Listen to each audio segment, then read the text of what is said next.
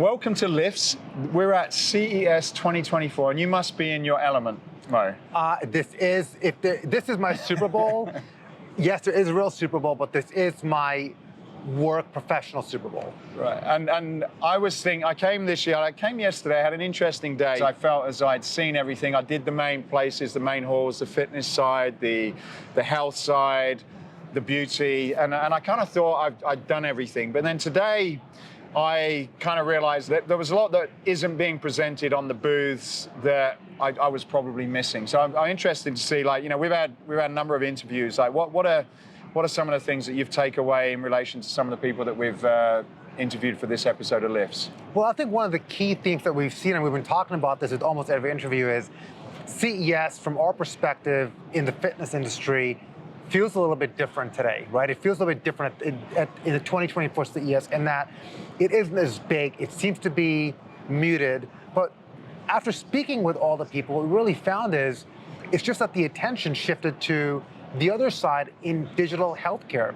So looking at the people that we interviewed, what it appears like to me is that funding, both venture and institutional funding, has shifted from connected fitness and just trying to make something more intelligent into more wellness and healthcare. And I think that theme resonated with the people that we spoke to. We had Stefan from Straffr, who had the smart resistance band. And that was an interesting conversation because we didn't really just talk about product. We were talking about the evolution, I guess, of connected fitness and how we can move from sort of a lot of these gimmicky devices to things that actually solve problems. Then we spoke to Gary, Myrow. Yeah.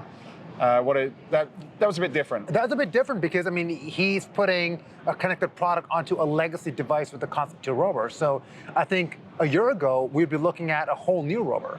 And now he's like, no, you already have a rover. Let me make it an intelligent rover. Debra, I mean, I think we touched on a lot, everything from custom designer shoes to wearables and our choices in clothing. and the future of trade shows in the fitness industry potentially as well. That's right. Then we had Fritz from Proxie. That was definitely something that was out of my intelligence level, but he managed to break that down into a really interesting way. And after talking to him, my thought was, I could start to sort of see where the future of health, fitness, and wellness could go. Yeah, he's really at the intersection of that, building a platform that's going to help with elderly care, and I think how to extend healthy lifespan as well. Connor's. Yeah, from Eigen Fitness. I think this is fascinating because it's really bringing connected fitness into the gym for strength, right? Something that you and I have been talking about for a very long time, and he might have just cracked it. So I think he has some really interesting insights and a cool product. And then finally, Julian, there was some quite fascinating stuff in that conversation as well, really, wasn't it? And really, you know, his transformation of his business really to meet the needs of the evolving industry. Please enjoy this week's episode, live from CES. Really, really interesting mix of people, and I hope you enjoy it. And also, please, if you are enjoying anything that we're doing, and if you've got any comments or feedback or ways that we can improve, please leave it on the comment section in the LinkedIn L.I.F.S page, which we'll put at the bottom of this episode. So thanks for listening, and I hope you'll enjoy it.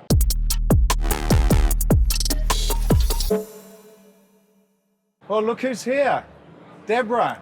Hi, guys. And we were going to talk about wearables, but you told me that the wearables that you were looking at were shoes that kind of fit you really, really nicely. I just bought 3 pairs of Italian shoes that are custom made for my feet, my pressure points, everything. They're gonna be good. We're gonna see them at the upcoming trade shows. Really? Actually, yeah.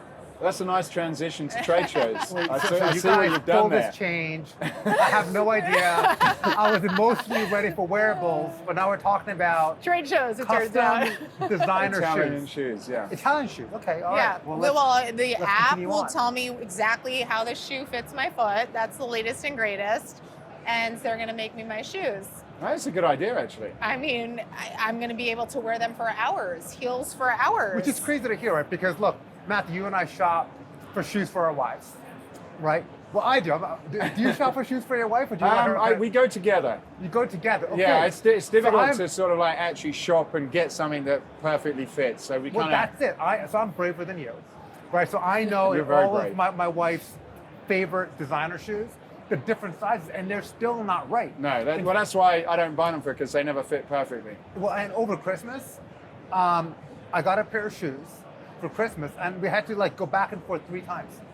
So this could be an innovation. I love it. I love it. But we just have to say, Mo, we know that your wife dresses you, okay? She does dress We me. know that, but I think you So dress this yourself. isn't Mo. This isn't. Now you've let the cat out of the bag. He didn't tell me that. Mo's wife is wonderful. Everyone should know. Matthew's wife is wonderful too. Anyway, moving on. Right. Trade shows. Trade shows. What have you learned from coming to CES? So this is my first time ever in CES, which is crazy, but not so much going on from a health and fitness standpoint. Everybody's saying that there's been more in past years. I don't know. It's interesting, but it kind of brings me to my excitement to see our community in the upcoming next 2 trade shows, right? Yeah.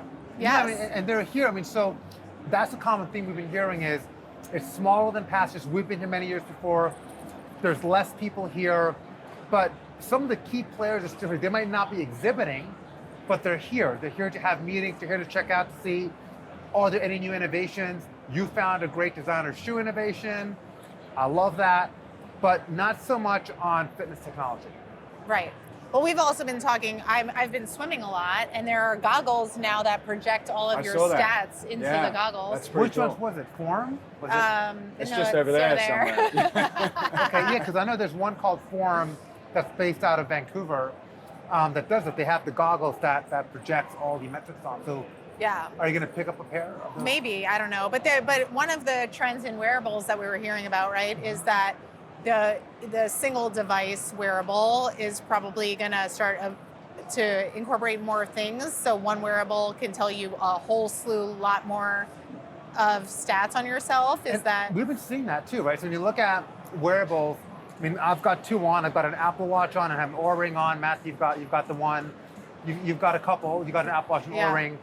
And we go to these things for different data points. But at some point, like, you know, there's a sweat sensing wearable. There's one that does blood pressure. We're not going to have 5 or 6 different things that we have to recharge on our bodies, right? So the drive is really for whether it's a smartwatch, a smart ring, or smart something else, can they have multiple metrics that come out of it? And I think we're seeing a push towards that. So we've seen smart ring companies, you know, we had lunch with someone today talking about ECG coming on a smart ring, Yep. which Oura does not currently support. Smart yoga pants in the innovation innovation room, which is Smart yoga interesting. pants. Yeah. Yeah. So There's all the there you smart go. fabrics that do things like work out how much water you're perspiring through your body and how you're moving this. I mean, but you're right. It's like, how does all this? How many apps do you have to open to see that? Yeah, Right. how many wearables do you have? How many apps do you have? There's a lot there that I think is going to be consolidated and coming in. But a part of it is because the chips have been large, the technology has not been able to be integrated, but now that's changing. Chips are getting smaller, so you could fit more into one wearable. Technologies are being able to have integration pathways more easily, and those weren't available in years past. So I think the next era is really going to be about squeezing more things into one product, so you don't have to wear multiple things to get what you need. Don't you think that that's going to be something though that like an Apple or ultimately an Apple or an Amazon or a Google will have to own? Yes.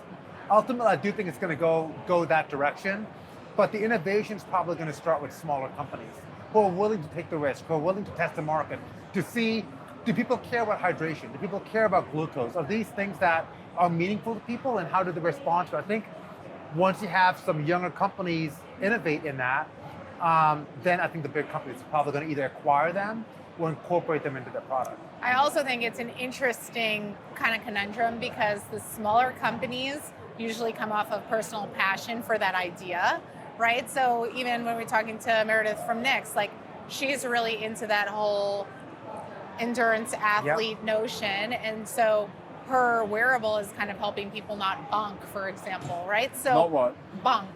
Bonk. Bunk. What Are you is that? familiar with the term bonking? No, Okay, bonking. It's Oh, in called England, bonking. It's I know what bonking is. Okay, maybe I don't know what it means. I don't know what it means in England.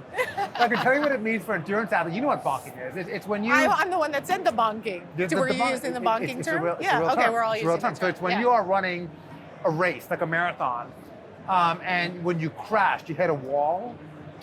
that is called bonking. And there's a Okay. lot of reasons for that. Some of it could be training, could be weather, could be, your race strategy isn't right. But usually it's something as simple as you didn't drink enough water or take enough sodium or have enough Blood nutrition. sugar. And- So the goose and whatever, the monitor will show, is it time for you to have something and what should you have quickly so you can get back in the race and stay for the endurance? That's pretty cool. But so my point is there are passionate founders going after solving a problem for a need group, a user group, right? That being one of them, that you're saying, Mo, will, take the risk in a certain space Yes. to see, do customers want that? Oh, I see this community of customers that want that. Oh, I see a community of customers that maybe want to figure out hydration because they realize that their brain is more acute when they're properly hydrated. Who is going to do that? I want to be in on that project, right? I want to be in on this project because, I feel like to get the market dialed up, it's coming from small little incubator founders with passion projects. And then that's what ultimately Apple or whoever will grab all of those profiles and market, accept the fact that the market is that big because they've seen people make inroads on certain client need states. The other thing that I thought was interesting is different to wearables, but this sort of smart, what is it called? Machine learning, machine vision with AI.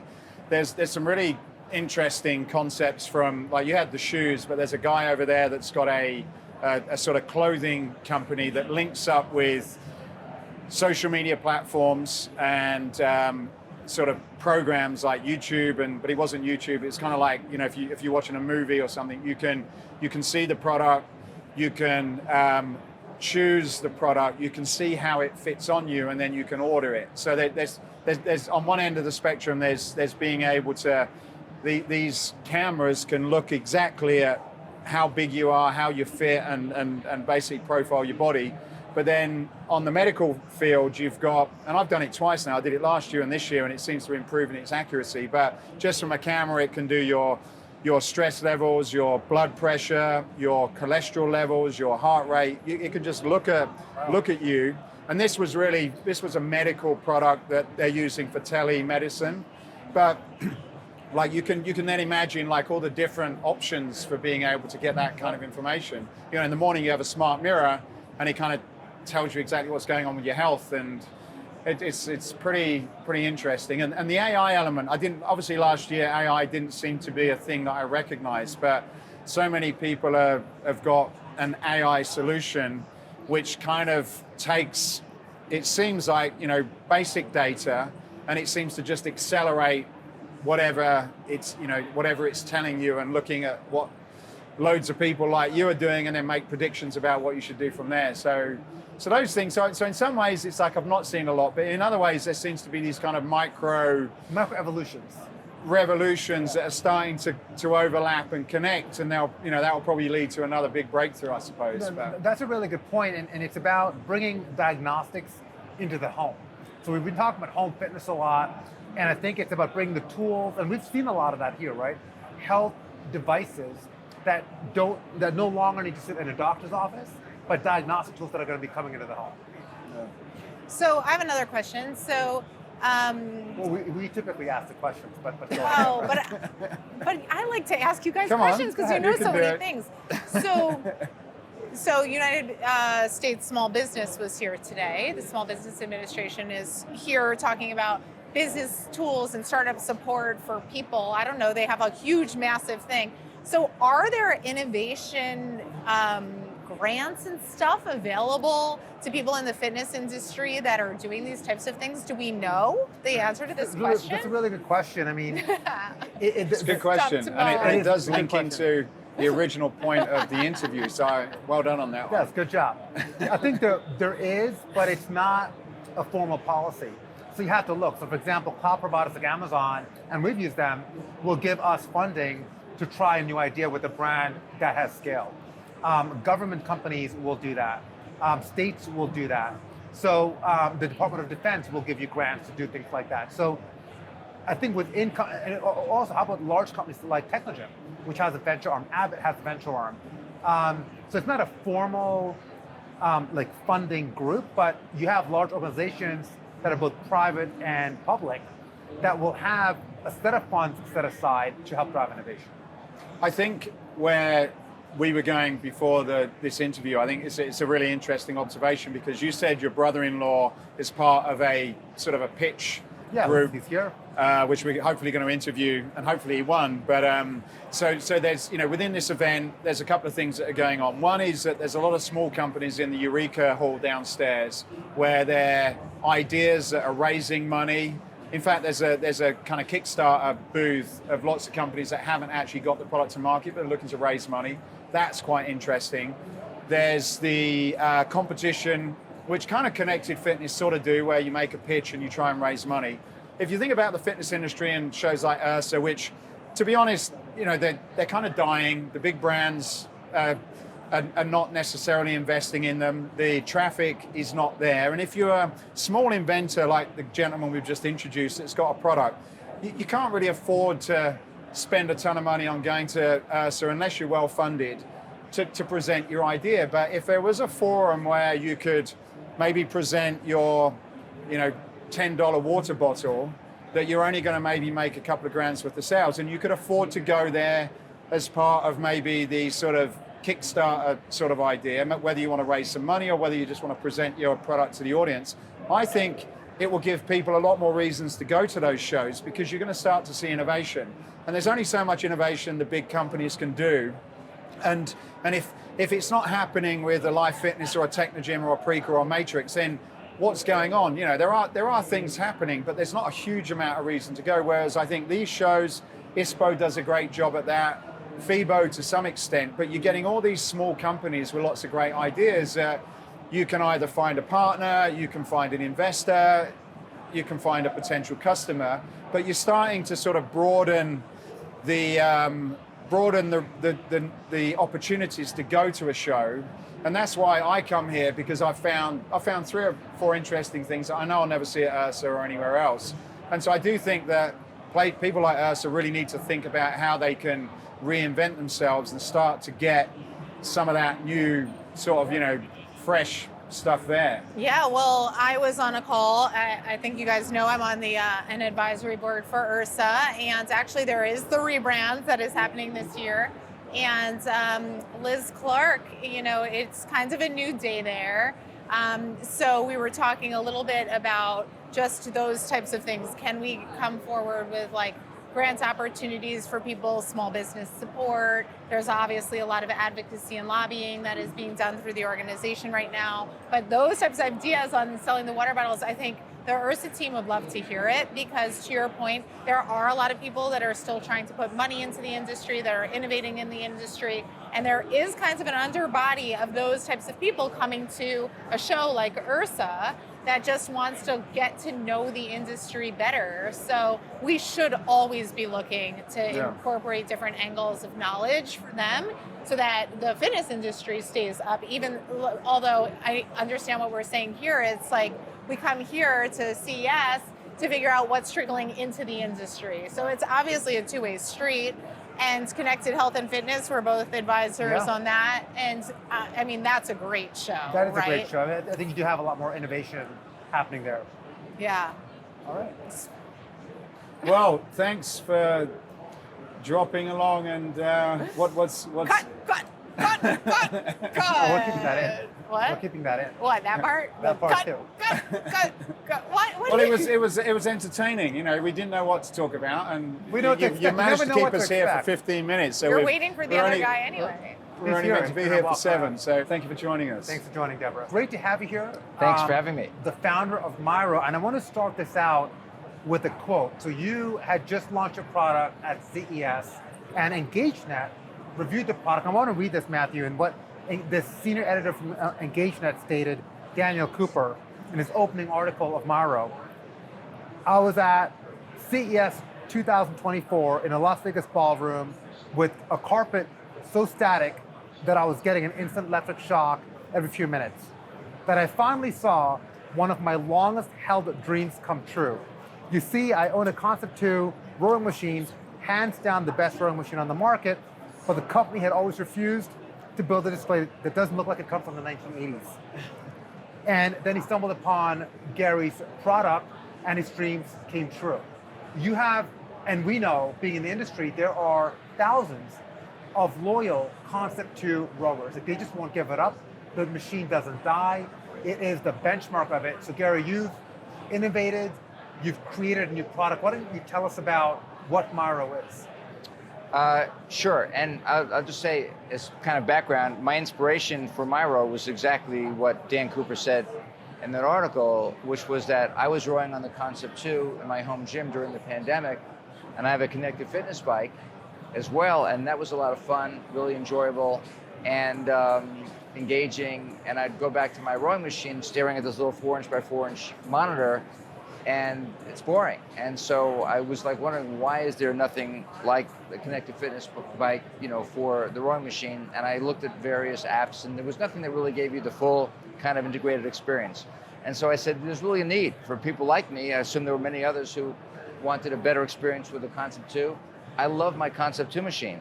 I did not want to give it up. I didn't want to have to go out. I found it kind of insulting that I have to go out and buy a connected fitness rower when I had the best rower on the market right in front of me. So I, embarked on a journey to develop this product, Myrow, which is a 22-inch tablet, which connects into the Concept 2 rowing machine. Oh, you're using a Concept 2 as your rower? Yes. Okay. Yeah, it's a self-install. It takes about 20 minutes to install, even less, and it plugs into the PM5, which is the little monitor that comes with the Concept 2.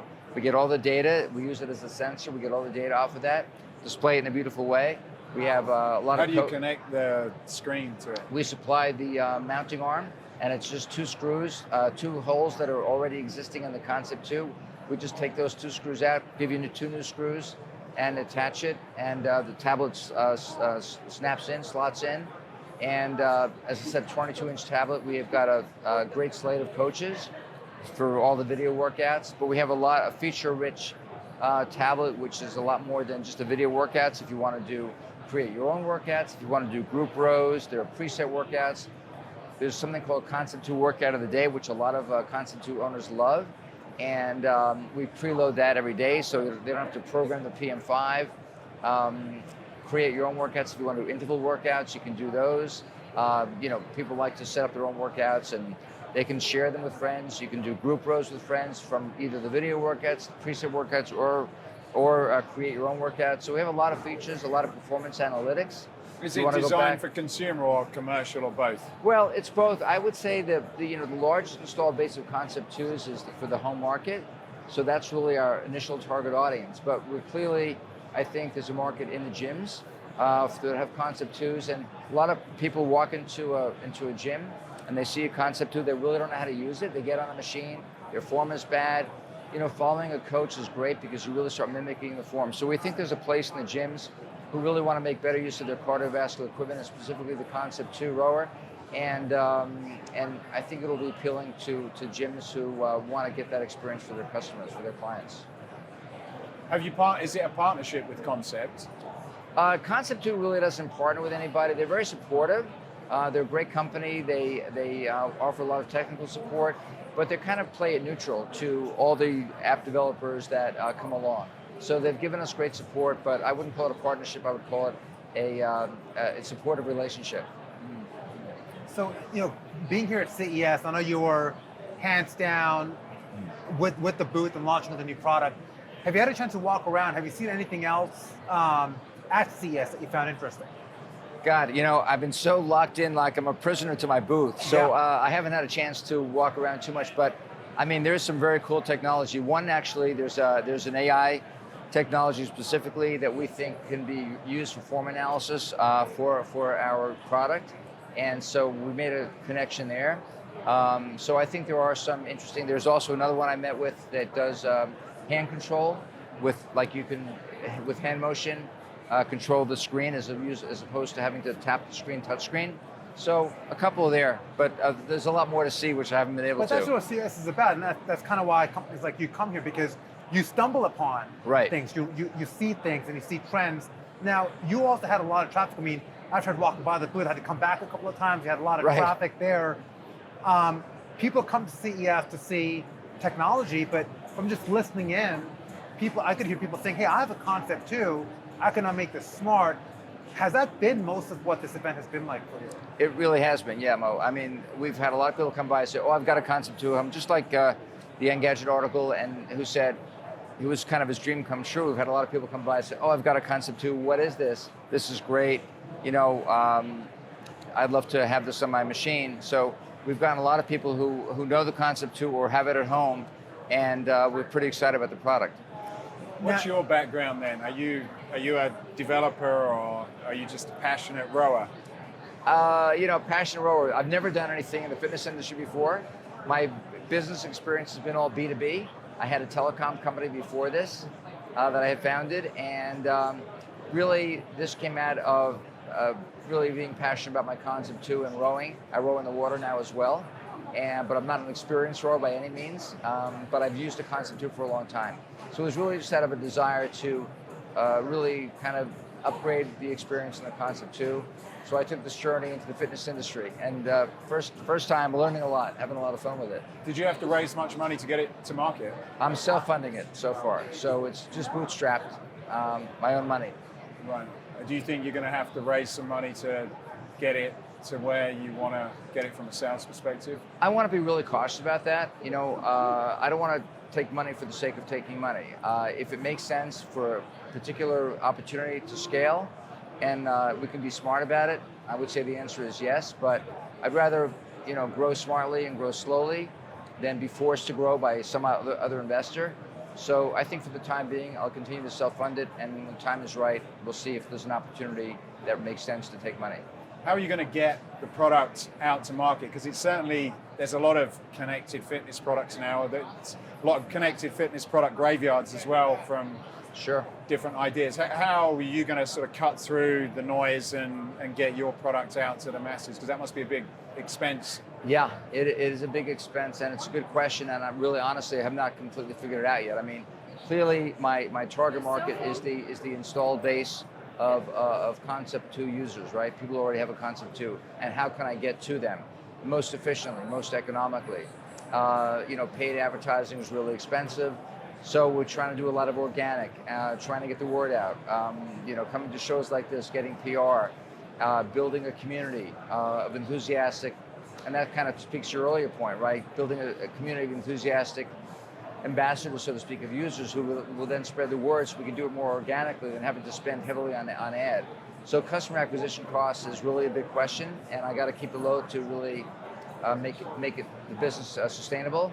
And we haven't figured it all out yet, but it's the big question we got to keep working on.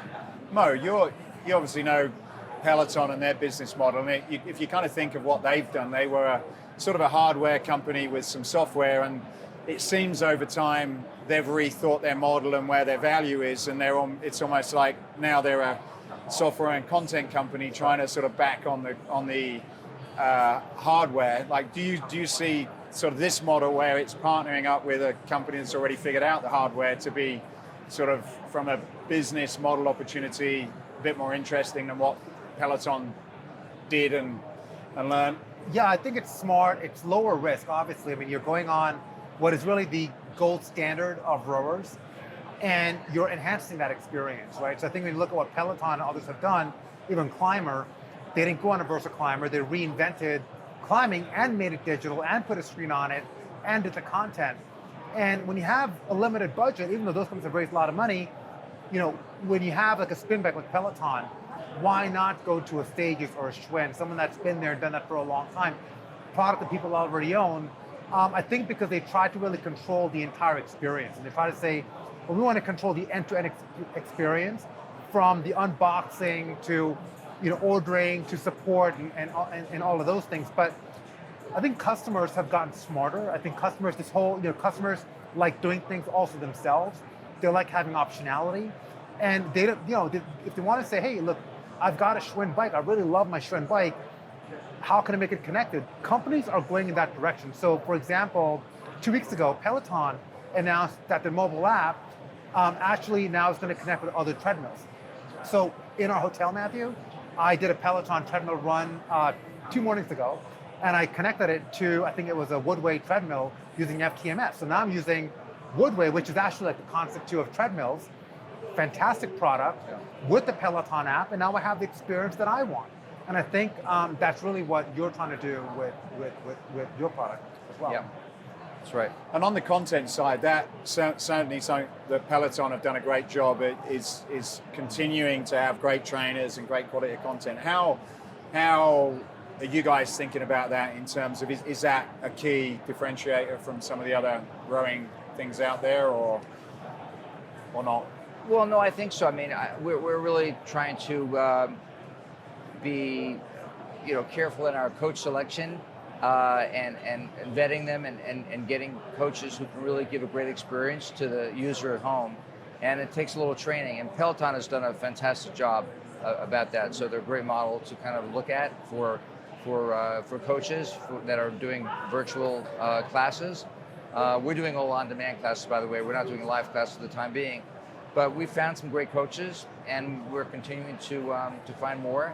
And so I think that is a differentiator. But it's also ours is more about, I think, the other content as well as the coach classes. The non-coach classes, the performance metrics, all the analytics that we can do, the data that we display. It's a little bit more for the heavy kind of rowing user, but in my mind, we're not kind of heavy on the gamification. So there are other rowers that are, rowing machines that are.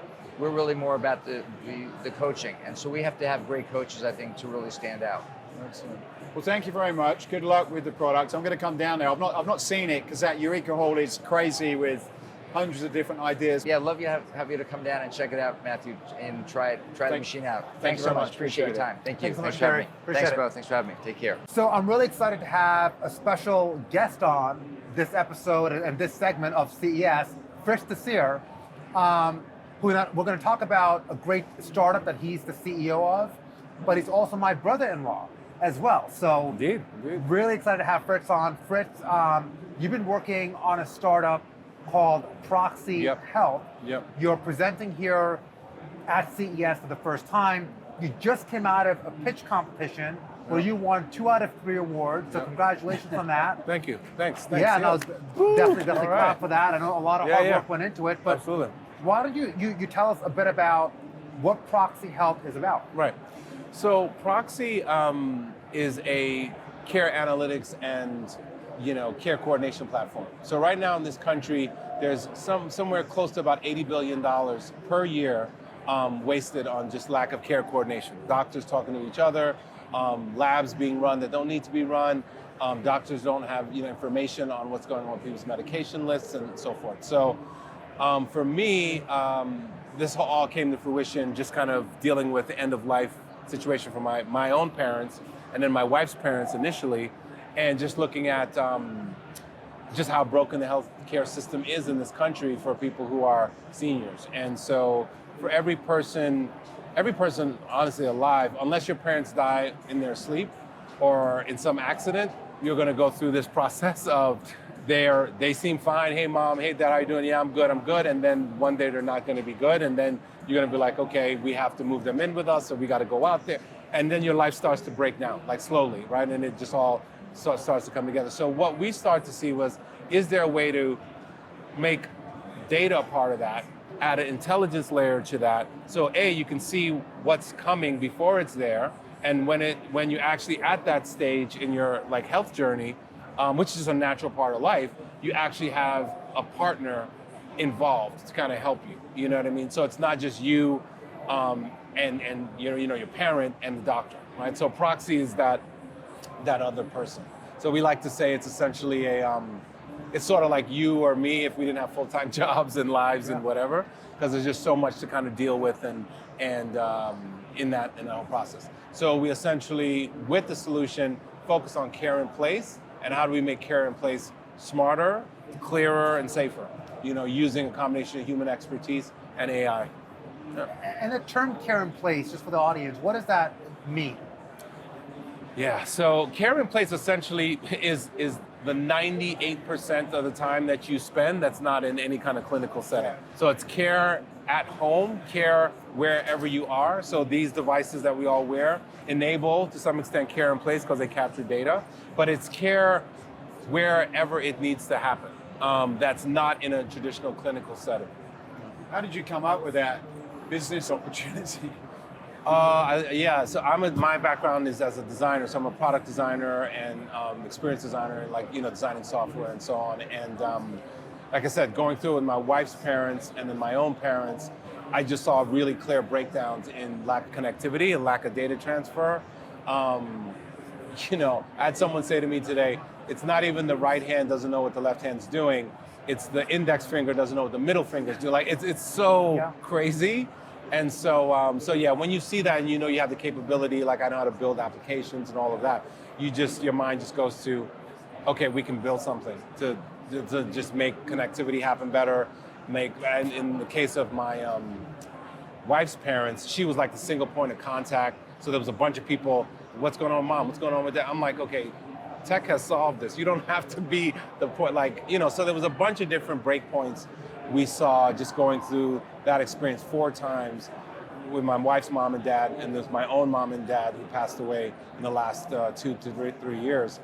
Yeah, it just was like a real strong motivator to say, technology can solve this. Yeah. This is not, or it can make it at least a little bit better. So how much of what you've been able to create is based on where we are with technology today, right, and the capabilities of things that probably weren't around 5 years ago? Yeah, that's a great question. I mean, when we first started, Mo will tell you, it was really like kind of an idea. We were like, okay, there's clearly APIs to all these devices. We can get some of them in the home, pull data, crunch that data, and get smarter. So that was there, and we saw that. But what wasn't there, honestly, in a real meaningful way was generative AI in the way that we know it now. So we were always focused on AI as a like machine learning, data crunching, getting to analytics. But I think the interesting space is now getting into care plan generation. So if we had 100 families coming in per day, there's no way to humanly come up with an at-home care plan that's actually meaningful based on their context, socioeconomic status, what kind of, family resources they have near them. Are they in a food desert, medical desert? There would be no way to crunch all of that, individualized, so I have a care plan that makes sense for you without some sort of generative tool that allows us to do it at scale. So that is the one thing that we think has shifted. So it's one of those things where I kicked myself because I was like, oh, we should have did this 4 years ago. We should have did this 3 years ago. And then now, like, AI's caught up. We're like, oh, we're right on time. This is great. Like, we could, roll with this. So we have ProxieHealth.ai, and we're really leaning into how we can have essentially a care algorithm that we want to create based on the 23 aspects of care that we track now across medical, social, and behavioral. And I think by doing that, you're not only enabling the monitoring aspect of it, but there's also this trend and drive towards lifespan versus health span.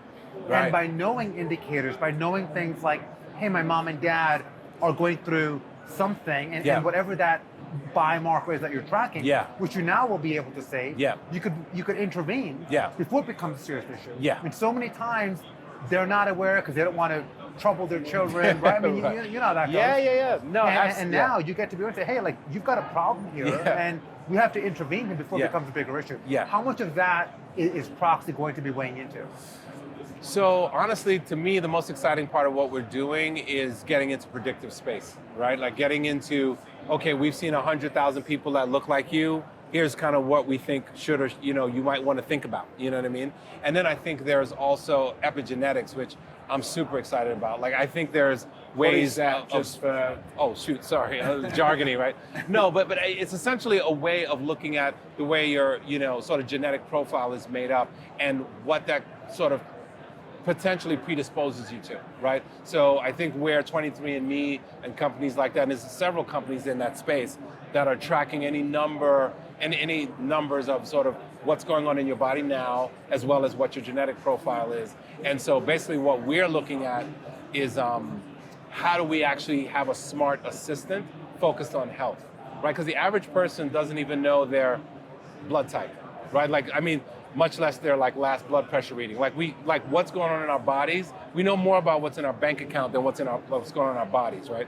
And so what we think is Proxie can be an all-in health assistant to do making doctor's appointments for you, ordering, groceries, or making sure your vitamin situation is right. Like, we think it can move into younger and younger populations. So as we use it for our parents, as we age, we're like, oh, wait a minute, I can use Proxie for me. Like, you can see what's going to happen. And you start to be more in preventative space than, I'm ill and how do we cure illness, or someone is pre-hospice and all that. Like, I want to move up and just further up the sort of care stack. So will the information that you're collecting then allow you to basically flip that and drive that down into predicting, okay, now these are people that are 70, these are 60, these are 50. Yes, okay. That's right.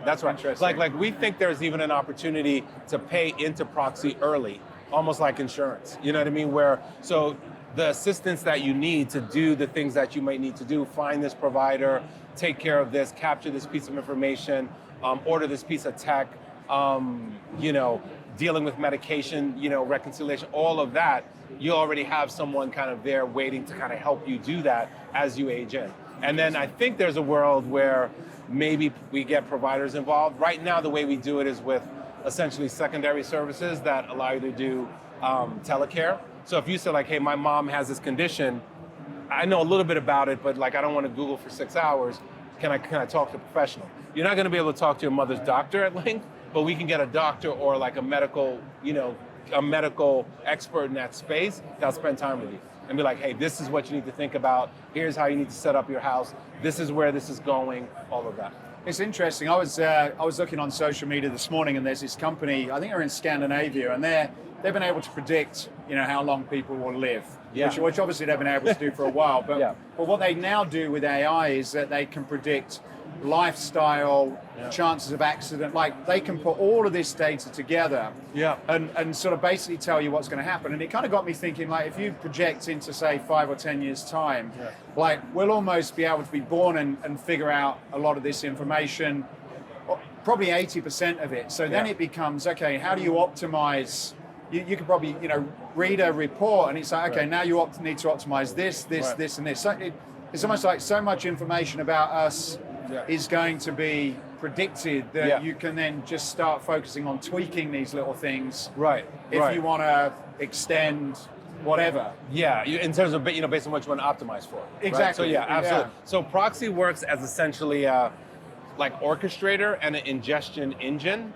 So we don't make tech, any kind of hardware tech, and we basically want to pull in from APIs and make sense of that and kind of play that back so that providers kind of have the information they need. To some extent, health plans have the information they need as well to actually make care in place just more effective and make more sense. But I do think there's a world where people who, there's a persona that kind of speaks to what you're talking about, the people that are in the sort of quantified self area that we think this could add a ton of value for. It's just you have to sort of like crawl, walk, run, fly. There's just, in the beginning, that was the focal persona was that, the person that's wearing this and has the whoop and has and looking at the data and but what you realize is that that person is not the majority of the population, and it's very easy, and I think all these wearables are starting to figure that out, that it taps out pretty, you hit a point where it's like, okay, like all those people have all the things. How do you provide context? Now, clearly you're onto something that is important and valuable because, one, you hear at CES, you got invited to the pitch competition, and then you won 2 out of the 3 awards. Why don't you speak a bit about how the pitch competition went, what the pitch competition was about? Do you recommend it for other younger companies, and what did you win? So CES also invited us here into the startup pavilion. So they paid for our booth and the whole thing. So they had us come out. I mean, I highly recommend it. I think if you're working on anything that's meaningful and that you're putting your life into, those are all like good validators of like, okay, you're not crazy. so it's like, okay, here, we applied to this and, people are receiving it. And I actually am proud of the fact that we won the Audience Choice Award and missed, I guess, on the judges' take, and there was a lot of people there, and we got that sort of, we got that resonance from the public. So highly recommend it. I mean, I think The hardest part about it is just pitching in 3 minutes, pitching an entire company and where it's going, and it's relatively new in 3 minutes. So that was, and I still don't think I got it right, but I think I went like 3:30 or something like that. Yeah. All right. Well, look, thank you very much. My final question, Yeah. like, what are you, in the space that you're in, like, what is the prediction for, like, 10, 20 years time? Like, where do you think this is going to go with what's happening with this predictive AI now? Yeah. So a few things. I think first off, your doctor's office is going to be more adept at reading data, right? So I did a small talk with some medical students at a medical college in New York, and I was telling them, I'm like, and they get it, like, you're going to be doctors and data scientists, like that, like that's where the career is going. Like, you're not just going to be focusing on all the stuff that you're learning in terms of biology, but you're going to be like pulling data from all these things and crunching insights and coupling that together with, so that's what your world is going to be like. So I think that's where we're going, so that all the things that we're wearing actually are now being input into a checkup, what a checkup entails, right? So I think the other aspect too is going to be, I just think higher expectation, and more awareness, that people will have. I think Apple is trying to get there, but literally you can pull up your bank account, or your entire financial, 2 taps, and okay, this is what's going on. Your health is still tap, tap, tap, get, scroll, tap, tap, tap. What does that mean? Tap, tap, is this, so I think we'll have more like literacy and dexterity around how we actually are engaging our health. And I think the point you were making, Matt, about, this is what my outlook looks like. So I know I'm on a trajectory, so I can adjust this, optimize for that, versus being in a full, reactive posture, which is where we are now. We get a checkup, we get a blood work, we're like, oh, shit. I didn't know that was going on. Yeah. You're like, oh shoot, I gotta, So I think we'll be able to see some of that earlier. And then I think the last thing, hopefully, is that the seniors in our lives and the people that we love the most, people who raised us and gave us life, I think will have more dignified paths to the end of life. You know what I mean? I think that is super, super important. And I just don't think I think we're still a culture that loves youth, and we don't realize that no matter what outcome, Alzheimer's, cancer, whatever it is, that's the outcomes waiting for all of us, because you have to die from something, right? So there's going to be some slow decline of some disease. And so I think just having more sensibility in how to deal with that, so I can age in place, age at home. Like, thank God we were able to figure out a way to have my mother see her end of life in a home setting with us, with family. So I think some of those dynamics will be, I think, more relevant, so people don't feel so lost in terms of, I got to ship my mom out to assisted living or to a nursing home, and that's where she sees, or he sees, the end of life. So those are a few things that I think are, that I feel comfortable being like, that will happen. Yeah. Nothing super crazy. Well, congratulations on the award. Thank you very much for your time today. Thanks for having us. Great to meet you. Thank you. Thanks for having the company. Thanks, Mo. Appreciate you, man. Stefan. Hi. How's CES been for you? Massive. I have to say, it's so many companies, so many people being here. It's a massive show, I think, and lots of innovation here. So thanks for having me. Is this the first time you've been? It's the first time at the CES, yes.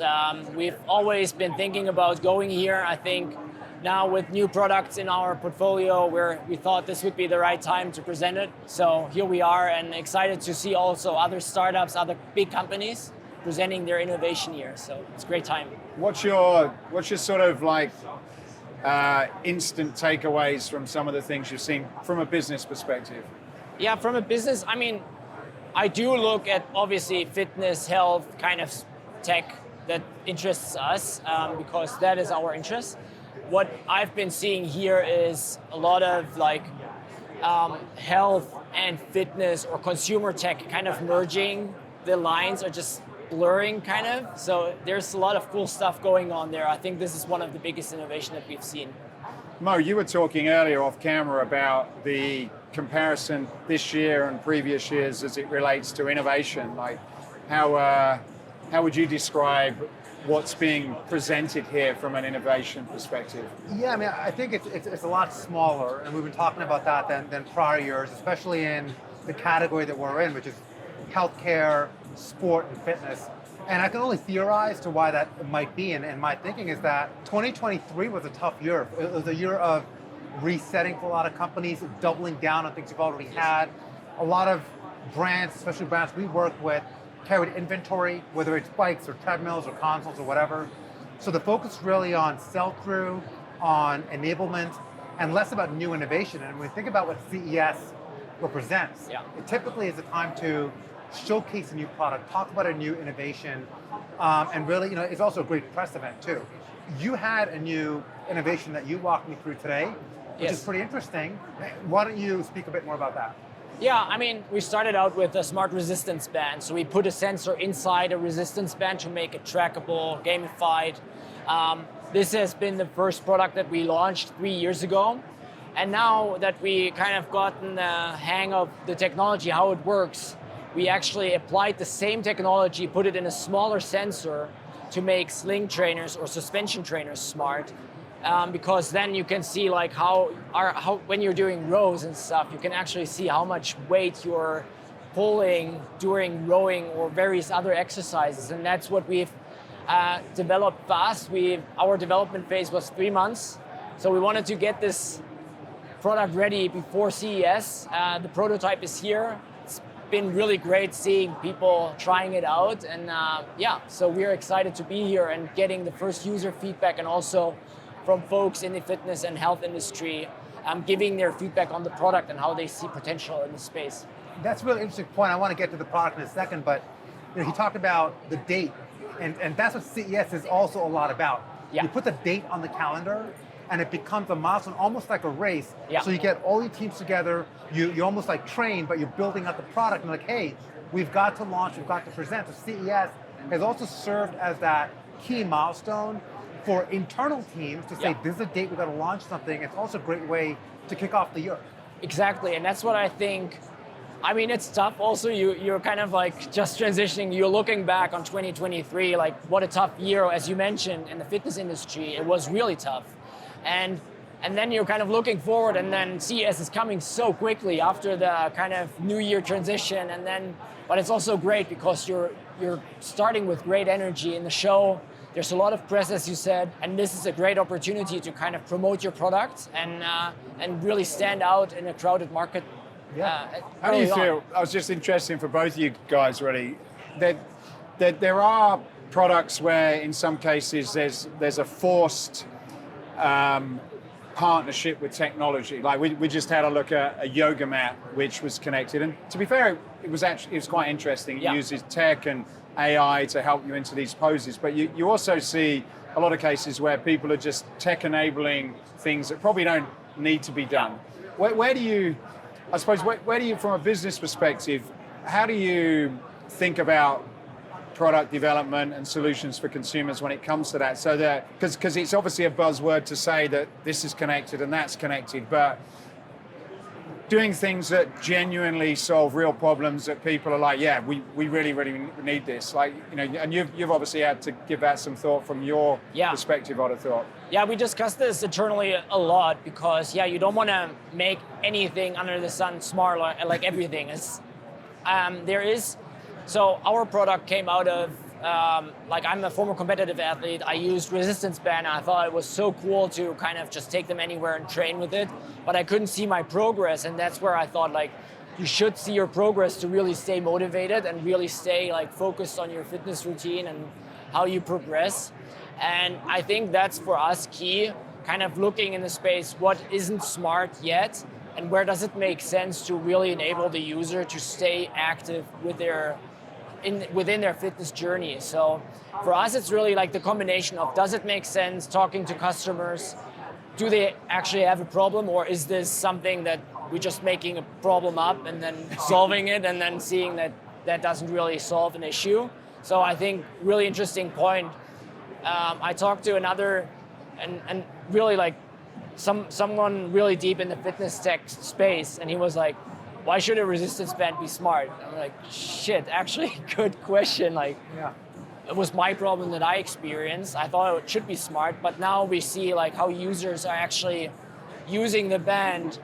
And a quick kind of insight, what we've seen, my hypothesis first was we want to see like how much you're actually, like how much load you're applying on the band, and this is going to be the biggest benefit for the user, but it's not. It's actually how fast you're doing the exercises, and doing this in a certain pace is what users are actually really focused on, and that's what you can only experience if you develop the product and test it with users early. So it's faster repetitions and not like time under tension? Because I've always thought that with resistance bands, it's really time under tension, right? Yeah, that is a very interesting metric for users to kind of look at, because we configured every workout that we are kind of providing is like 10 to 20 minutes, so really efficient, no breaks. You're just basically just working out the whole time, and that's really tiring. But what a lot of our users have used resistance bands, or maybe not, but they're like, hey, give me that, this is easy. And then the app is saying like, hey, slow down, concentrate on your movement. And then they're like, oh, okay. And then I was like, oh, this is actually harder than I thought. I'm already getting fatigued in certain exercises. So that's interesting, I think. How important is the app? Because this is very new to me, learning about this space and chips and how AI and the information you get. And certainly here, there's a lot of companies that actually just do the chips and provide the information. And then there's people like Mo that develop the apps. Where is the, I wouldn't say the value, but where's the battles being fought? Is it using some of these smart chips and smart technologies to be able to give you the data, or is it being able to take that data and present that in a user-friendly way that can output the right information, show it in the right way? Like, how do you sort of balance those two things? It's hard. And when we talk, hardware is hard, and yes. I think the hardest part is connecting hardware to software, because then you have a user experience from starting, like opening the packaging, feeling it, like how does it feel, and how do you start the product and the journey going into the app, which has to be premium feel, because 10 years back, you could do like MVPs, right? But in my belief, I think there's so many really top-notch apps out there. You cannot throw any kind of prototype on the market and expect that people are using it. So we talk internally about minimum lovable product, like what do people really like use as a feature and stuff, or as a benefit. So this is like and maybe Mo, you can talk about this even more. It's so hard to really nail down on the benefits of your product and make it stand out from a lot of competition that is really, really good. No, I think that's a really good point, right? So when you look at, and we were also talking about earlier this morning around how do you differentiate your offering, and a lot of it comes down to the experience. So you may have, Matthew, even in your business, right, looking at Escape, why does someone go after an Escape rack versus something else? Because of the emotional relationship you have. It's the way, it makes you feel. Like I sent you a picture the other day of an Escape product at the hotel we're staying at, and because that moved me.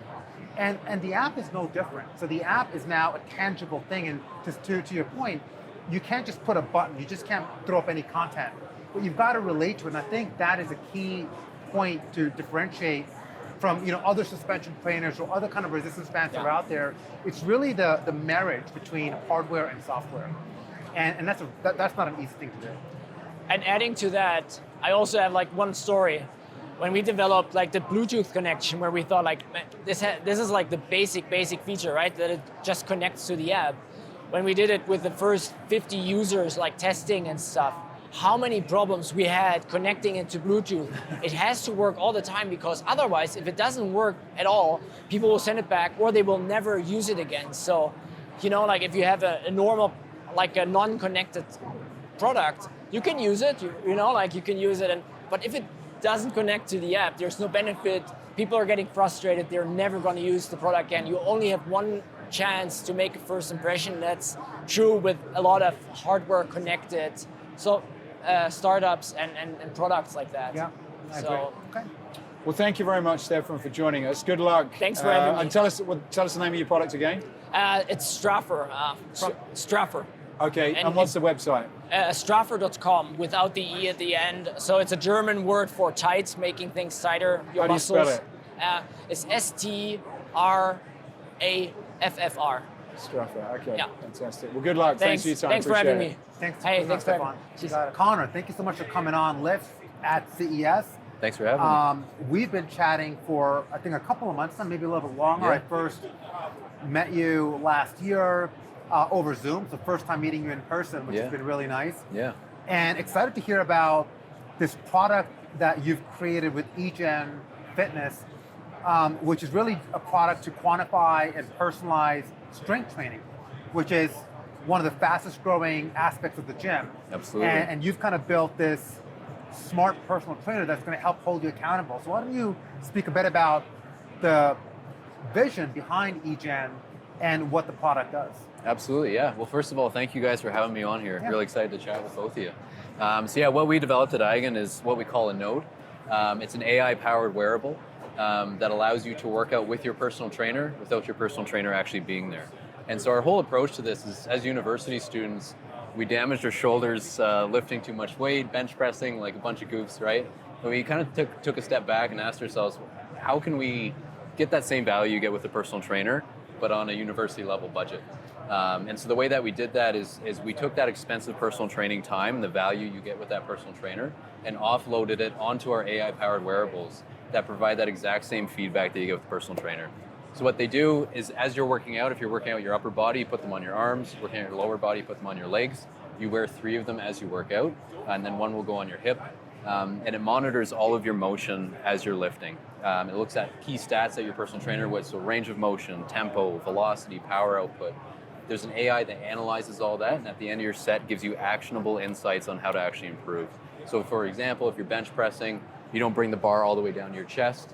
At the end of that set, once it knows that you're done, you'll hear in your earpiece, hey, bring that bar down all the way to your chest, and then push up slowly, control your negatives, increase your range of motion, increase your velocity. Again, that same feedback your coach gets. And on top of that, the other really key value point that we give is accountability. Somebody a while ago had called personal training accountability as a service, and I think that's really unique because that's truly the value prop of personal training. And so we really focus at Eigen on how can we serve that same purpose and give accountability to that client. The way that we do that is we share every single rep that you do with your personal trainer. So you always know as you're working out, there's somebody always watching over you, making sure that you're actually completing your workout properly and with the most effectiveness to actually reach your goal. So this works in conjunction with a personal trainer, but the idea is that you might have a personal trainer, instead of having them every single session, you may have them once or twice a week. Exactly. But they're able to get the data, this can coach you, and the trainer can also provide feedback as well. Exactly, yeah. So, I mean, a typical trainer, depending on how often you're training with them, will be about $1,000 a month, maybe a little bit more, maybe a little bit less, depending on where you're going, how often you're training. We bring that cost down to about $200, $250, depending on the gym. And again, like you're saying, Mo, that cuts down that in-person training time and just allows that expensive training time to be offloaded to these. So it makes it a little bit less expensive, again, still giving that same value that you get with that in-person trainer. I think that's great. I mean, even someone like me, Matthew, who as you know, like works out at home, predominantly have a home gym setup, I do miss having a trainer. Right. I do miss someone coaching, and I know I've gotten worse, not since I moved at home and training at home. So having something like this, I can still stay in touch with my trainer, and they can still provide me feedback. Exactly, yeah. And one thing that we were excited about too is when I first finished like our minimum viable product, and I tried it out myself, I'll do push-ups every day, and in my head I'm like, oh, I'm doing a perfect push-up every single time. And this thing was busting my balls about working out, is telling me my negatives were way too fast. I wasn't controlling all the way down. I was spreading my arms way too far out just so I could decrease range of motion and get more volume out. And now my push-ups, I think I've cut them about half because I actually do them properly now. Way more muscle soreness the next day, way more muscle activation. And again, it's like that personal trainer, having somebody watching over you, telling you what you actually should be doing. Because you always think you're right, but chances are you probably aren't. So talk me through a scenario. So let's say this is a prototype, is it, I guess? Still? Yeah. Okay. So let's say this is finished. Yeah. What do I buy, and how would how would my relationship with my trainer and myself look like? Talk me through the whole sort of picture of that? Really great question, yeah. So typically at a gym, the way the sales process would go is, as I'm sure both you guys know, you go to a Gold's Gym, for example, you sign up for just your regular membership, which might be about $60 a month, depending on where you're going. They'll try to upsell you on personal training, which totally makes sense, right? You're like, I've never worked out before, here's somebody that's gonna guide me through everything, create a custom program for me, and then they drop the price point on you, it's $1,000 a month, and you're like, okay, I can't do that. And about 95% of people say, no, it's too expensive. So where we come in is if you object to that pricing point, or that next option down at about $200, $250 a month, you get this hardware for free. It's all included in that. So you do a deal with the gyms so that they can get this. Okay. Exactly. Yeah. Yeah. Right. So we partner directly with gyms to distribute this to their clients as like another upsell opportunity to really capture a big part of the market, because we look at right now, again, about 95% of people can't afford personal training, and about 30% of a gym membership actually wants personal training if they could afford it, but can't. And so we also allow gyms to capture that untapped 25, 30% of their customer base by still offering personal training, still getting their personal trainers more hours, but just at a higher volume and a lower cost per client. So you do a deal with the gym. So I'm at the Gold's Gym, and you're like, okay, like I don't want to pay $1,000 a month, but I can afford $250. Yeah. So I'm going to be signing up for what? Yeah. So you'll be signing up for what we call dynamic train or training with Eigen Fitness, depending on the gym. And so the way that works is you'll do a 1 session a month with an in-person trainer, and the rest of the time you'll be training with the nodes. You still get a custom package for you, a custom workout program for you. You have, again, it depends on the gym, but most gyms right now are starting off with about 3 hours, or about an hour of messaging back and forth with your client. So what's that, like a text or something? Yeah, a text. You can have video calls. It really depends on the gym and what kind of touch points they want with their clients. Some want a lot more, some want a lot less. So we work with the gym to make something work. We're pretty malleable with that. But again, enough that they're still interacting, still building a relationship with that trainer. As you would point out, Mo, you still want that relationship with the trainer. So would that be a Gold's Gym PT, or would that be your? It'd be a Gold's Gym PT. It'd be Gold's. Yeah. So you would train. Would you train up the Gold's Gym PTs to know how to use and interact with this? Yeah, okay. And so we keep it very, very simple for the personal trainer. We don't throw a whole bunch of data at them. Likewise with the member themselves, we don't throw just data at them. It's all actionable insights. So the personal trainer has to really quickly log on, and they can quickly skim through all of the exercises that they've done. Ones that need attention or flagged reds, they can go through really quick, see that range of motion, work with their client on improving their bench or their squat or whatever they're struggling with during that one in-person session a month, and then from there on out, this takes care of all the rest. So if I had a session on a Monday and then I want to do Wednesday, Friday, for example, would the trainer say to me, okay, like here's your session today, on Wednesday and Friday you're going to do this? Yeah. Where would I watch, like a video, or would that be like would I get an email saying, okay, you want to do like squats, 10 sets of 8 reps or whatever? How am I getting that information to know what to do with this? Yeah, great question. So your your personal trainer builds you a program, and that's assigned to you in our app. So you download an app, you walk through that. There's workout videos for every exercise. We have about 150 to 200 exercise trains with nodes right now. Always adding new ones every day. We have a 48-hour turnaround for a gym. So they request some one-off obscure exercise. We'll do that for them in about 48 hours. And they'll be up and running on nodes. They can assign that to their client. Client logs in the app. They see workout videos, so they know exactly how to do it. This is trained to recognize what that looks like, and then gives you the actionable feedback from there. Then does it work with, say I want to do kettlebells, battle ropes, some plate load machines? Have you kind of got all those? Yeah. We got bands, we got TRX, we got the whole suite. Okay. Yeah. So I'd have like Wednesday I'll be doing legs, so I'll go and watch what I want to do for legs based on the equipment that's in the Gold's Gym. Mm-hmm. And then I'm going to wear this node, which is like a strap, kind of like a watch strap thing. Yeah. So I would wear how many of these? So you're going to wear 3. Okay. When we started off, actually, we thought maybe higher numbers. We actually did a Kickstarter earlier, 2023. We sold 3 different packages. We had 3, 5, and 9. What we've actually managed to do is consolidate all that tech in the 5 and 9 down to just 3 nodes. So keeping it very simple. So the 2 will go on either your arms or your legs. The app walks you through how to very simply set all that up for you. and then that odd one off sits on your waistband that acts as a reference point.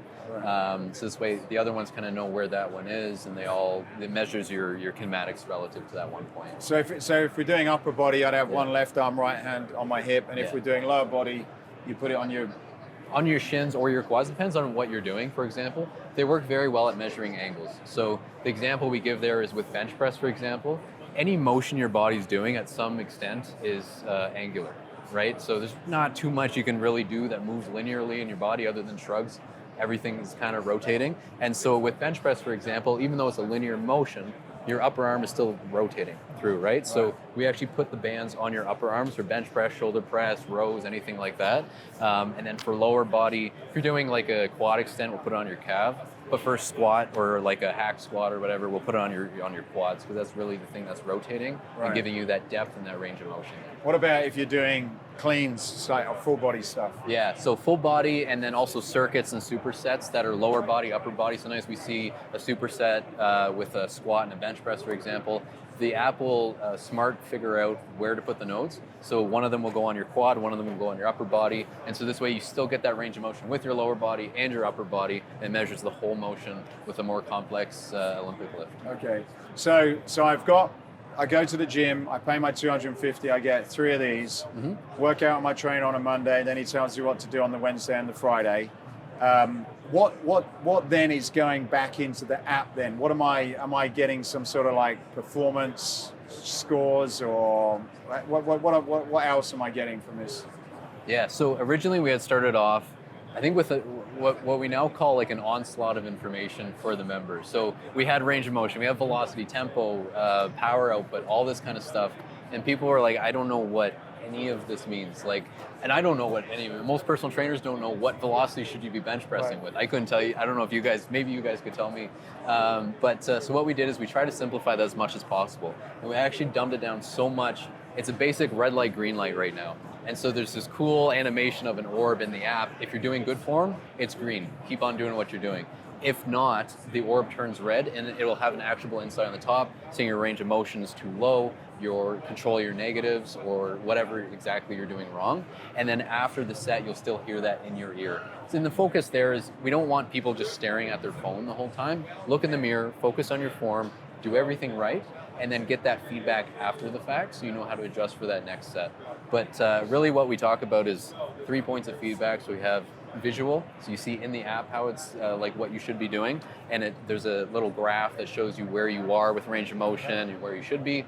You get audio feedback, so you get a voice in your ear that talks to you at the end of every set and the beginning of every set. And then you also get haptic feedback. So if it detects an injury risk based on an AI analysis of your motion, it vibrates and turns red. You know to rack that weight, and again, you get that audio and visual feedback in the app. And how's the revenue share with the operator and yourselves in? How does that work? Yeah, so we want to be dynamic and work with the gym on what works with them. What we say now is 20% of the revenue that we generate for them, of that 200 or 250. And the reason we use a percentage rather than a flat rate is a different gym will charge a different amount. So an Equinox will charge more. We want to be more adaptable to work with everybody. Likewise, a smaller boutique gym that's just starting off might not be able to charge as much for the new clients.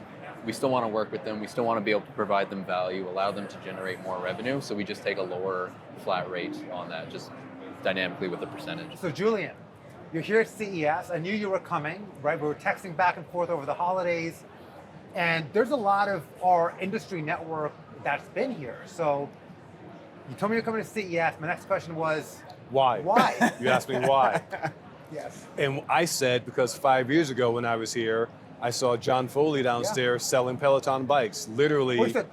Over here. He was right over there selling Peloton bikes. So you come here, this is not a show like Ursa or Connected Fitness that you have to go to every year. This is a show you come to every 3 or 4 years and to see what's new. Yeah. See what's happening in the space of medical devices and the integration of fitness and tech. So just got here today. I've already seen some very interesting companies that are helping with CGM monitoring, companies that are bringing bladder relief service, like bladder relief control tech. I don't really understand it, but we know we get older, we're going to need it, right? I've seen bunch of different companies that are innovating in more the digital health space, less the fitness tech space. I didn't see much so far that was exciting in the fitness tech space, but the digital health space was quite interesting. Yeah, we were saying the same. That not too much fitness certainly compared to last year where we had a number of products. But this year, I think you're right, a lot more kind of medical. But maybe that's just kind of where things are going as well.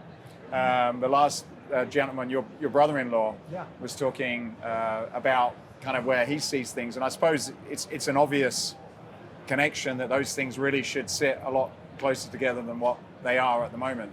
Yeah, I mean, we can't talk about human optimization without preventative health.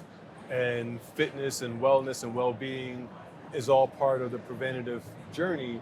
And if technology can help people from tracking to maintaining an adherence to a program, if technology can accelerate that, then that's going to drive, that's going to increase the public health of the world.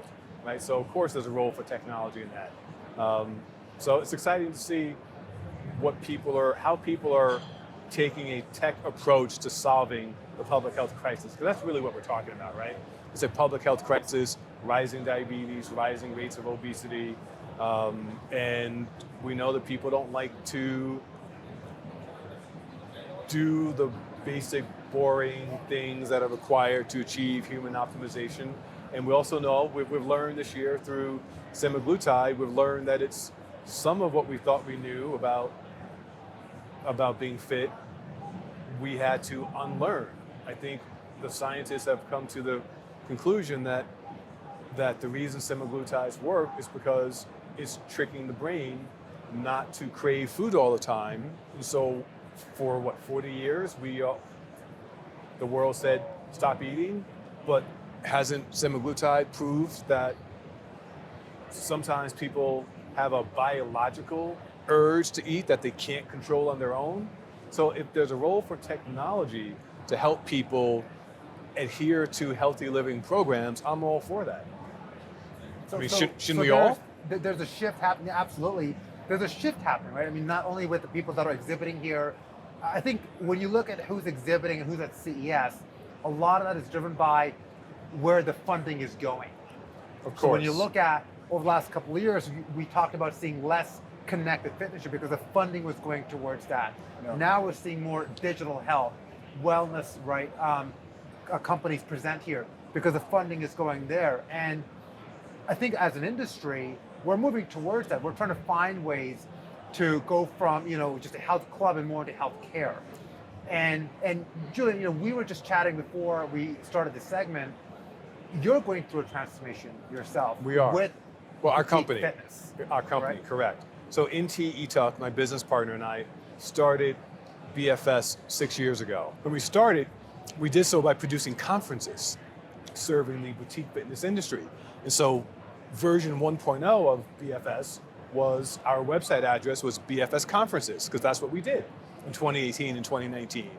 And then we had the foresight in January 2020, to change the name of the company to Boutique Fitness Solutions, because we started offering a broader array of programming services to support boutique fitness businesses, to help them become more efficient, become more profitable. And we know what happened in 2020, the world shifted. And so we got deep into training and development and forming our premier mastermind network. We were doing all that. So that was phase 2, Boutique Fitness Solutions. And as of January of 2024, we've entered phase 3, where we're now BFS Network. And we are serving companies in the broader fitness category, boutique fitness, big box fitness, gym fitness, as well as serving companies in the med spa space. So that could be a company like Drip Bar, the recovery space like Restore Hyper Wellness, the beauty space like European Wax Center, and your favorite Dry Bar. What all those businesses have in common is that they are premium retail businesses on Main Street. Premium meaning they're selling their services at a premium product to upper middle class consumers who have high expectations of a high touch experience. And most of those experiences are being delivered by lower wage workers. And that right there creates the friction in these businesses. That friction creates turnover. And the way you address that turnover is by providing training and development programs to anyone at these businesses who are customer facing. And that's where our focus has shifted. And in fact, we recently launched a program called SEED, S-E-E-D, which is Skills Enhancement and Employee Development. And that is a rigorous 12-month training program for anyone at a gym, studio, recovery business, med spa, retail beauty business. Anyone who's in a customer-facing role needs to understand, needs to be taught the fundamental principles, the universal principles of studio ops, client experience, how to run a studio. We tell our members all the time, they need to hire for attitude, and then they need to train on their brand. We can't train someone on what it means to work at SLT and what it means to work at Solidcore. But we can train their front desk people on the universally accepted best practices of client experience. And we can do so more affordably than they can, so they can focus on engaging their community and not wondering if their front of house people are using and implementing best practices. So our BFS Institute features the SEED program. We also have sprints that are 4-week intensive training programs that feature 6 hours of live instruction on a very micro aspect of any aspect of running a business. So it's 4 weeks, 4 consecutive weeks, 90 minutes of live instruction. That's 6 hours of live instruction, not self-paced, like actual live instruction on Zoom.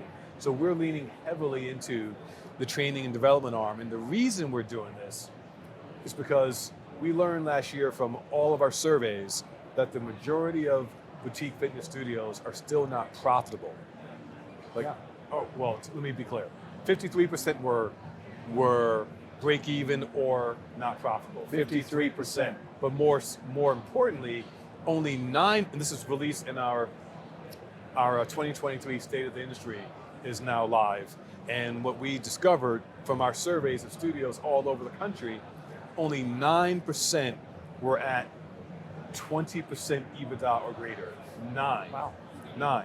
So we have 2 members in the last 3 months who've gone through 2 tragic incidents. One of our members had his business partner passed away suddenly last month, 37 years old, young, healthy guy, died of a viral disease. Sudden. Fortunately, that's a well-run business, profitable, well beyond the 20% EBITDA. So when they had to put everything on hold to tend to the employees and the shock of what happened, the business could keep running because they had already implemented best practices and SOPs. So when one owner is no longer with us, the other owner is no longer focused on day-to-day, the business didn't die because they had done the work, right? So the reason we keep preaching and recommending that studios get to profitability and then get to 20% profitability is so there's a cushion for when life happens, when there's a fire, not in your studio, but in the building below your studio, and when the damage in your studio isn't from fire, but from the water hoses, from the firemen putting out the fire, and you didn't do anything wrong, but now you're out of business for 6 weeks. If you have a level of profitability, you can sustain these challenges. So all year long, NT and I have been focused on the question, what can BFS do to help these studios get to and then increase profitability? And our response is twofold. Number one, help them implement best practices for studio ops. Make sure they know what those best practices are. Make sure, our members know, but their new employees who they hire don't always know. And it's quite time consuming to train an hourly worker on these practices. So number one, we're taking an approach that we are serving as the outsource exclusive training and development arm for our members, helping them implement best practices. Number two, we launched the BFS Marketplace, and we are negotiating partnerships with companies like Home Depot and Staples and Grainger and Cintas, companies that are offering products that every type of business is spending money on. If we can help these companies reduce their overhead by lowering their costs. That helps get them to profitability.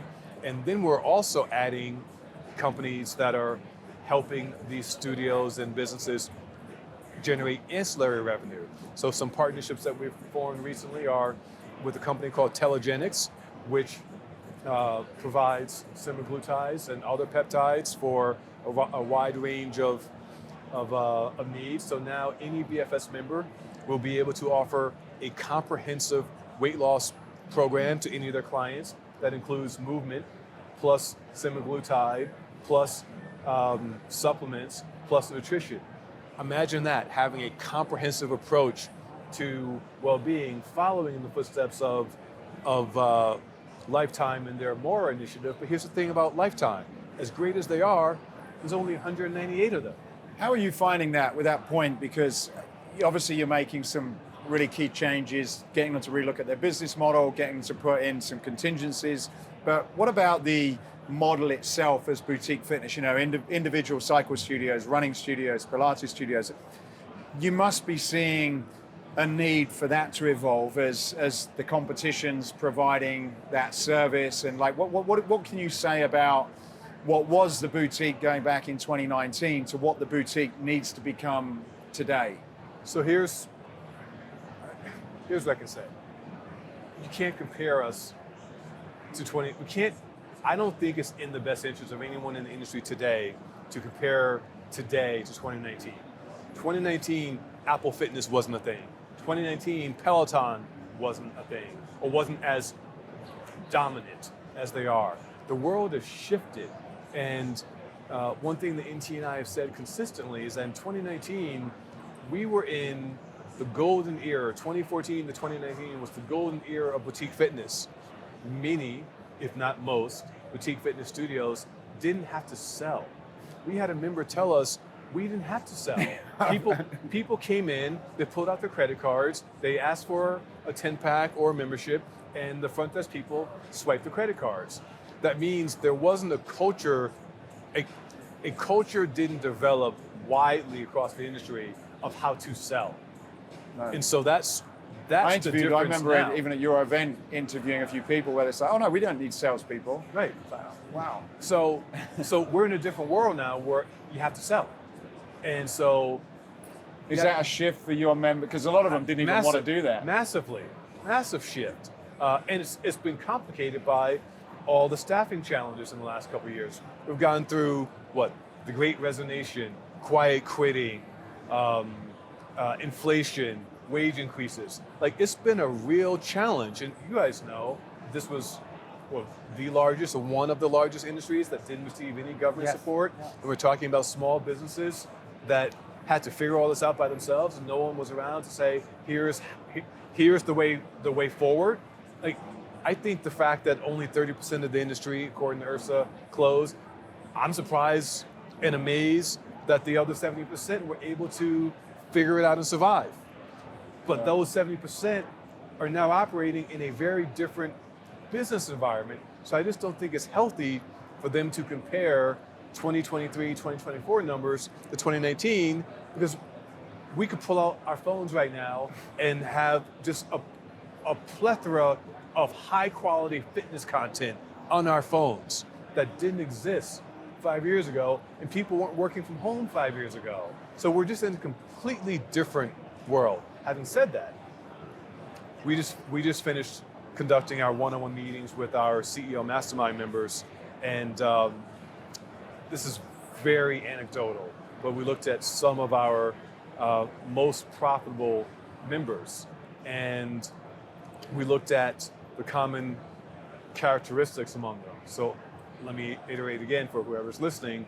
This is a very small sample size, but we looked at 13 companies that generated over $1 million in gross revenue last year. All 13 of those had a million revenue plus for multiple locations. And we looked at we were looking to see, because we've all heard Pilates is the hot thing. Mm-hmm.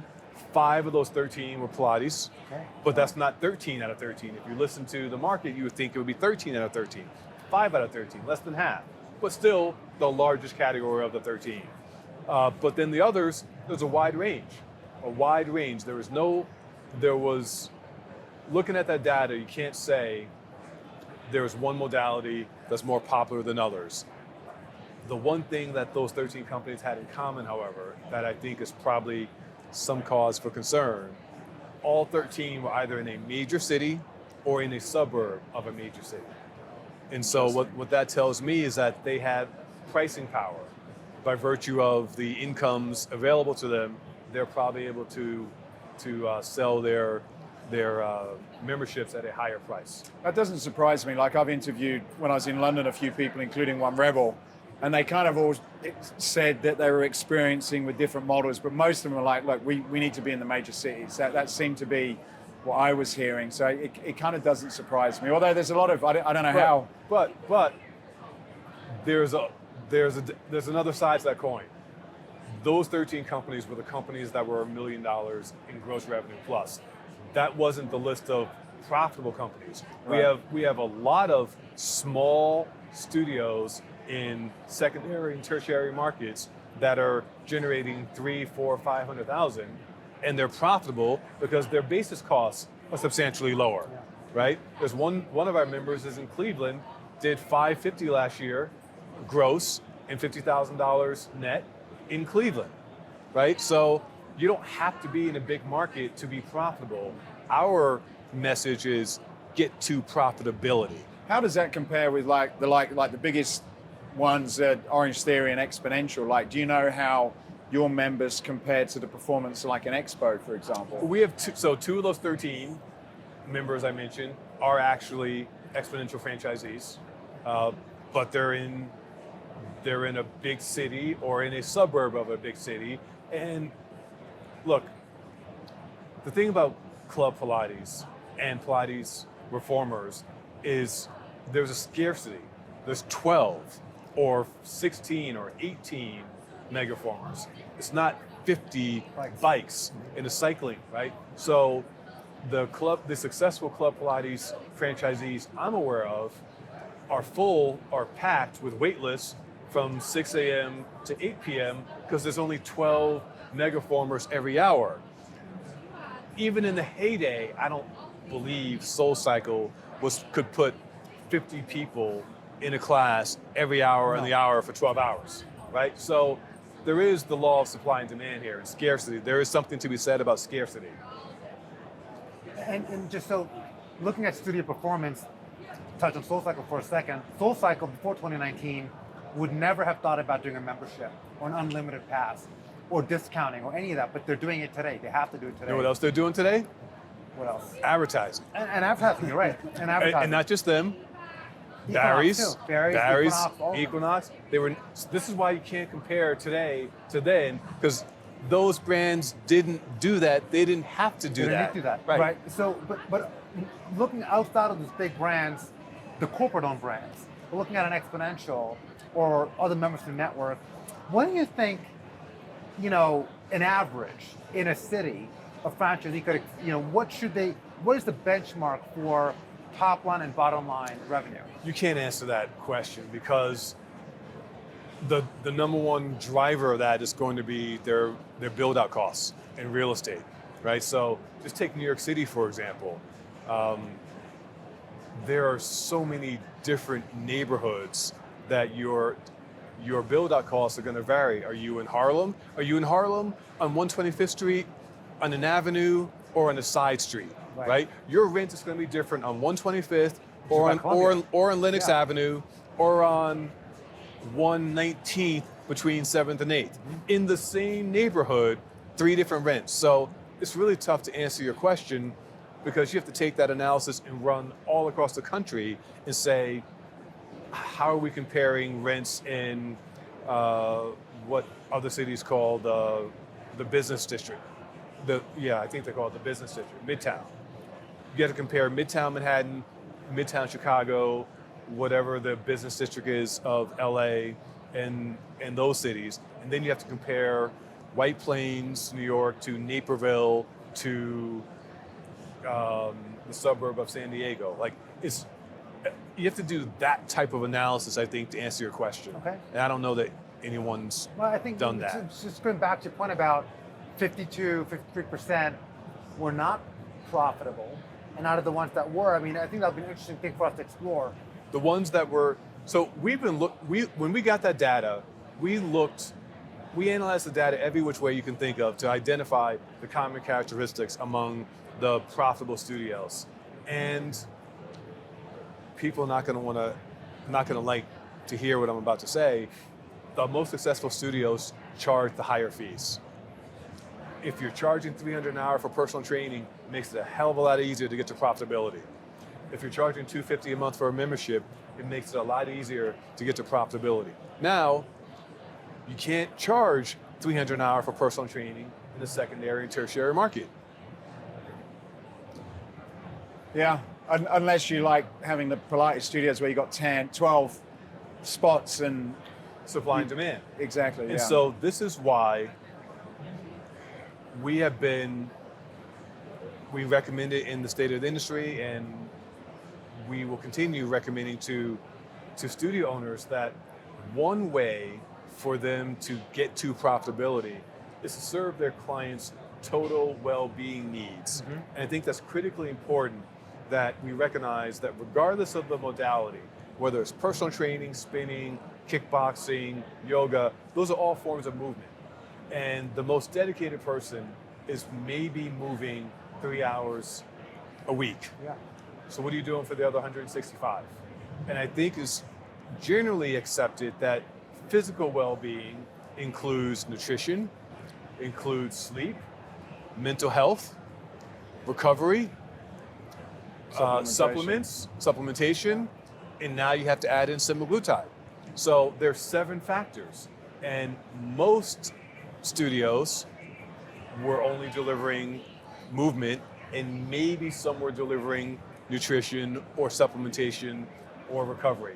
But now we're seeing a lot more studios that when they're looking for space, they're looking for space with 2 or 3 treatment rooms for the massage therapist or the physical therapist. Well, because no one wants it. The other thing that we had this chat with the guys from Exponential on the episode that we had to take down, but the challenge with fitness is people don't really want to come in there 3 times or 4 times a week. It's very difficult to be motivated to do that. Whereas if you have to come in and have a shot or a tablet, right, that's quite painless. I'll go in and I'll get my IV drip. So and you need to keep doing it. And the key KPI of 2024 that we are urging fitness studios to implement, to track, is revenue by member. Revenue by member. Too many studio owners say, I need new clients. What they really mean is, I need new revenue. And we all know the adage of it takes $6 to get a new customer, but you already have an existing customer, and most studios are only serving their members' total well-being needs. And I need to mention this so people don't think this is the world according to Julian. This is from McKinsey, Lululemon, and Dan Frommer, who've done their most recent research reports saying that the majority of consumers are focused on better health, better sleep, better mental health, and movement, i.e. fitness, is in the middle of the track. So if we're talking about an industry that needs to increase its profitability, then start with the obvious and serve your existing clients the other services that they have told McKinsey, Lulu, and Frommer that they want. They said they want help with sleep. Okay, run a sleep challenge. They've said they want improved mental health. And the other thing that studios can do that won't cost them any money at all is talk about what they're already doing differently. What do I mean? We know that physical activity and exercise improves mental health and improves sleep.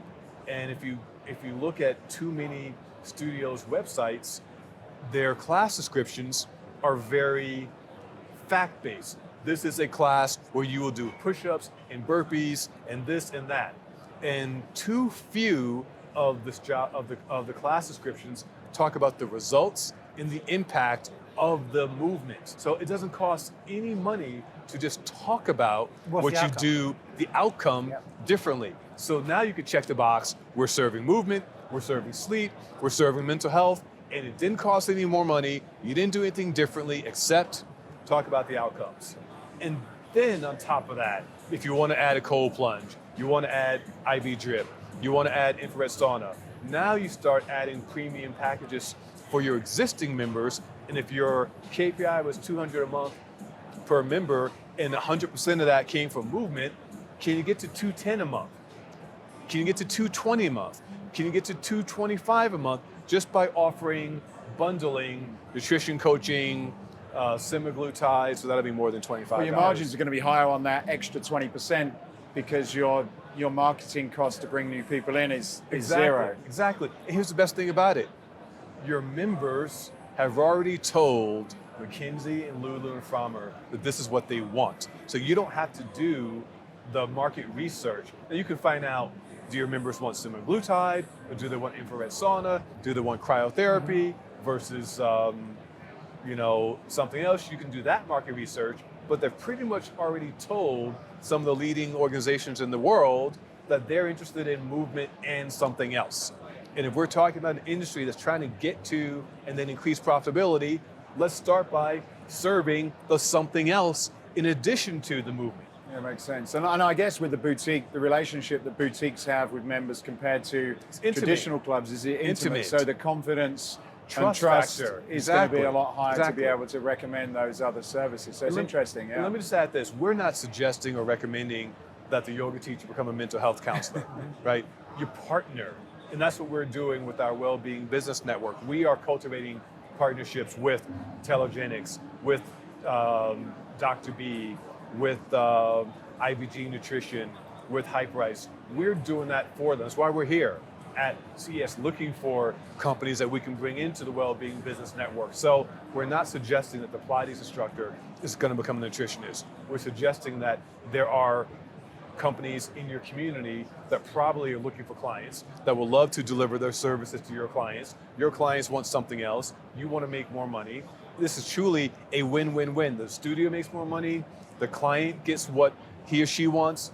The partner you bring in from your community that's serving well-being, delivering well-being services, they're picking up a new client. Like, there's no loser here. So that's what we're focused on in 2024. So you've not been very busy, have you, Julian? No, not at all. Kind of like taking it easy. Apart from losing He's quite a gone bit of into a weight, cave. by the He's gone way. into a cave and kind of come out with the revelation. We've been focused. Apart from losing quite a bit of weight as well, like you're living you're practicing what you preach. You two guys keep me in the gym. Mr. 53 and Mr. 43, he doesn't know yet.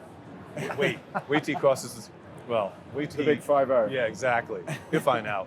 Well, Julian, thank you very much for joining us. It's been appreciate the opportunity. Always love seeing you guys. Always great. John. Thanks so much for joining. Thank you. And by the way, congratulations on L.I.F.S. It's amazing what you guys have done with the new podcast. So really, really happy to be part of it. Thank you very much. Thank you.